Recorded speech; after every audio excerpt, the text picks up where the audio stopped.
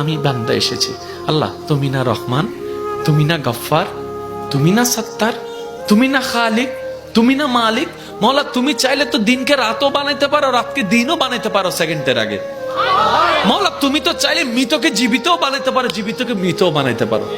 ও মৌলা, এই বিশ্বের সামনে, এই বিশ্বের সামনে, এই গ্যালাক্সির সামনে পৃথিবীর কোনো অস্তিত্ব নাই।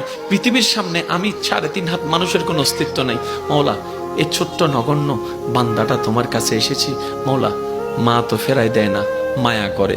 তুমি তো বলেছো মায়ের চাইতে 1000 গুণ বেশি তুমি বান্দাকে ভালোবাসো, বান্দাকে ভালোবাসো। ও মাওলা, তুমি দৌড়াই দিলে কার কাছে যাব? তুমি রহমত না করলে কে রহমত করবে? তুমি ফিরাই দিলে আমি কার কাছে যাব? ও মাওলা, তুমি ছাড়া তো আমার কোনো উপায় নেই, তুমি ছাড়া তো আমার কোনো উপায় নেই। ও মাওলা, এবার বান্দা চোখের পানি ফেলে ফেলে কান্না করতে আছে।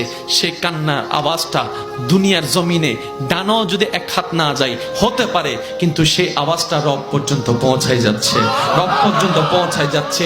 যে চোখের পানিটা চোখ থেকে জোরে জোরে গালের মধ্যে শুকাই যাচ্ছে, যাই নামাজে বিলীন হয়ে যাচ্ছে। না রে ভাই, না, এটা এতটুকু বিলীন হচ্ছে না, এটা রব্বে করিম হাদিসে পাকের ফরমান অনুযায়ী আশিকের সেই চোখের পানিকে ফেরেশতার মাধ্যমে আল্লাহ একটা বাটিতে সংরক্ষিত করে রাখে, যে বাটিটা জান্নাতের মধ্যে থাকবে, জান্নাতের মধ্যে থাকবে। এমন পানি আল্লাহ পাক নষ্ট হতে দেয় না। বান্দা চোখের পানি ফেলতেই আছে, মন থেকে আত্মসমর্পণ করতেই আছে। হঠাৎ রবের রহমত ডাক দিয়ে বলে, লা তাকনাতু মির রাহমাতিল্লাহ।